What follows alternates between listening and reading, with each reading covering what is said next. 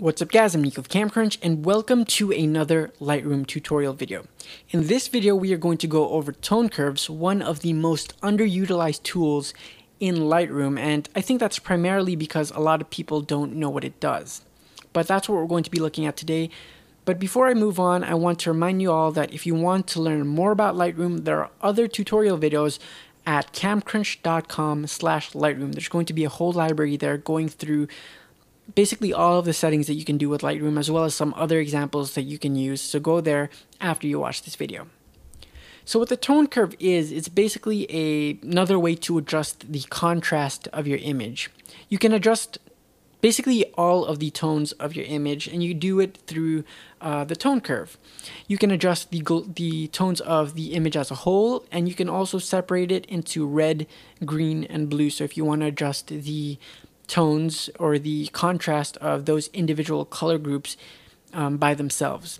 You can also adjust the contrast in different ways. You can use these sliders which tell you what you're adjusting. So you can adjust the highlights, you can brighten those up, or you can lower them. You can do the lights, the darks, the shadows, and those again adjust the different groups of your image. You can see that happening right now.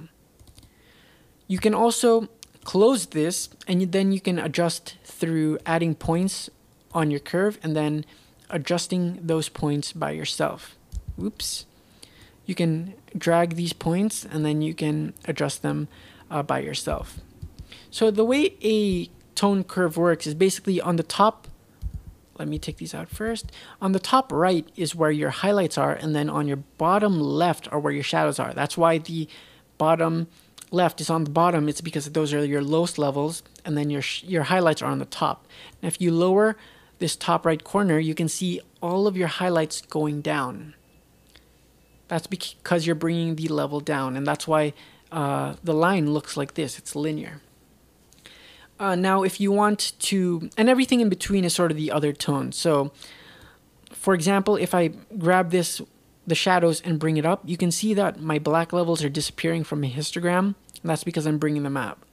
If you want to have black levels, you'll always have to have this point in the very bottom so that you always have a black level in your image.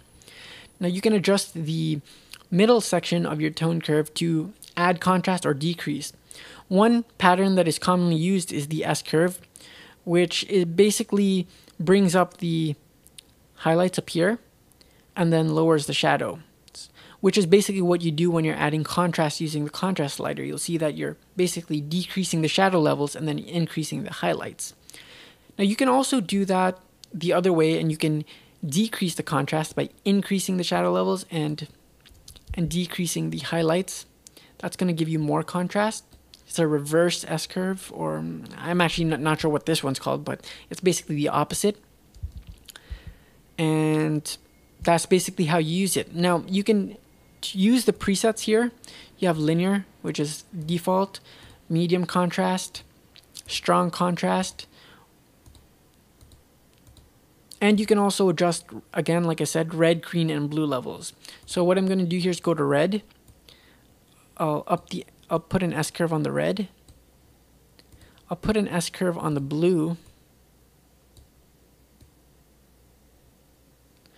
And then I'll put an S-curve on the green. Essentially what I'm doing here is just adding contrast to everything, which is sort of what the global one does. But depending on how you change the settings, you'll have a sort of different color. So if you want it to look proper, then you do everything exactly how you do each other. But let's say, for example, if you want more reds in the highlights, you can up the reds and you'll get like a red tint to your image. And if you look at a lot of like VSCO or Visco presets, they're going to mess with the curves a little bit, make them a little bit different for each film pack, and that's how you get some of the color shifts within the image. So let's move everything to linear first. So red, green, and blue, everything is linear. One last thing I want to show you with the tone curve is sort of that film look or the faded look that you get. I'm going to increase the contrast, and then I'm going to increase the black levels. So that's it, guys. That is how the tone curve works in Lightroom. Again, you can adjust the contrast using this method, and this is one method that I do like to use when I'm adjusting my contrast because it allows me to do different things. Like if I don't want to have any black levels, I can increase this right here and then basically remove all the blacks in my image and make them more of grays. And that gives you sort of that film look that you see with like VSCO and other film packs. So that's something you can use for portraits and images like that. So again, that's how you use the tone curve. And I encourage you all to try it, to experiment with your contrast. Don't just rely on that contrast slider. This one is more versatile and can lead to really cool results. Again, if you want to learn more about Lightroom, there are other tutorials in camcrunch.com/Lightroom. I'll see you guys in the next video, and make sure, again, to visit camcrunch.com. I'll see you guys next time.